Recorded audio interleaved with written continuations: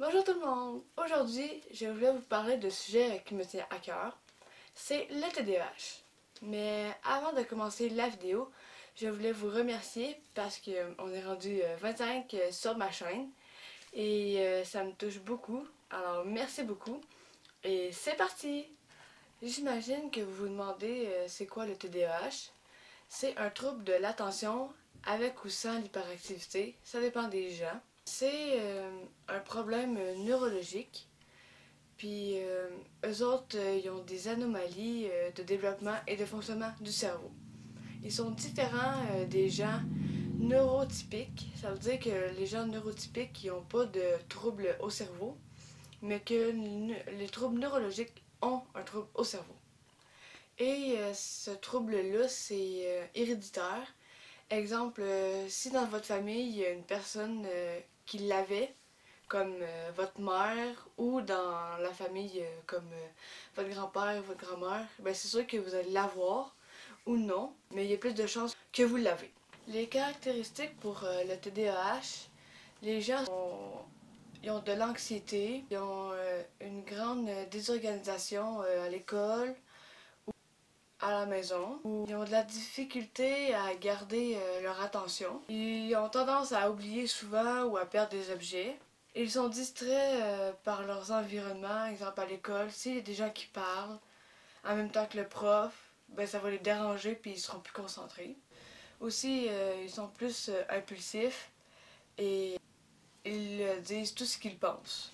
Puis aussi, les TDAH, ils parlent beaucoup. Comme moi, entre autres, parce que j'ai ce trouble-là. Alors, mes amis me disent beaucoup que je parle trop, mais j'essaie de m'améliorer à moins parler, mais c'est vraiment difficile.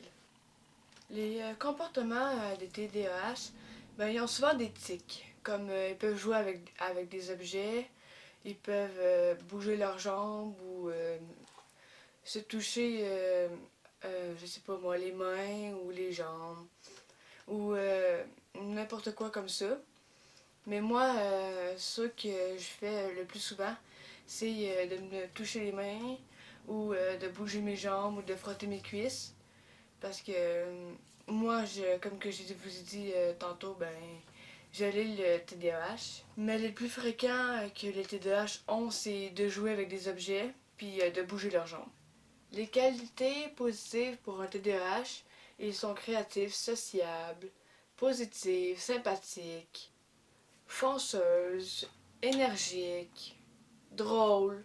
Et aussi, ils sont efficaces pour certains travails, comme entrepreneur, ambulancier ou artiste.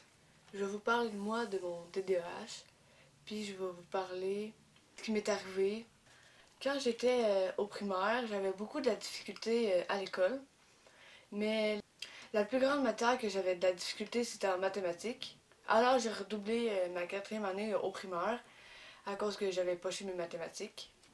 Ma mère, elle savait déjà que j'avais un TDAH en deuxième année, mais elle voulait pas me le dire parce qu'elle voulait pas me donner de médicaments. Et puis elle avait peur. Finalement, en secondaire 3, j'avais vraiment de la misère sur l'organisation parce que je faisais mes devoirs à la maison, mais je voulais tout faire en même temps. Puis des fois, j'oubliais des choses. Puis à l'école, je me sentais pas vraiment bien, genre, ben à l'intérieur de moi. Et un soir, j'ai été voir ma mère, que je lui ai dit que j'allais pas bien. Puis elle me dit que si j'étais prête à prendre la médication pour que ça aille mieux. Puis j'ai dit oui. Après, on a été voir un médecin, puis ils m'ont donné de la médication, que c'est du Vivance. J'ai commencé à 20, puis j'ai monté jusqu'à 50. Et aujourd'hui, je suis restée à 50 et tout va bien. Mes notes, ils ont monté en secondaire 3. On voit une grosse différence.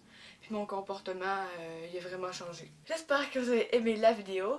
Comme que je vous ai dit au début, c'est un sujet qui me tient beaucoup à cœur. Parce que moi aussi, j'ai le trouble du TDAH. Puis des fois, c'est pas vraiment facile à l'école, puis à la maison. Mettez un thumbs up et abonnez-vous!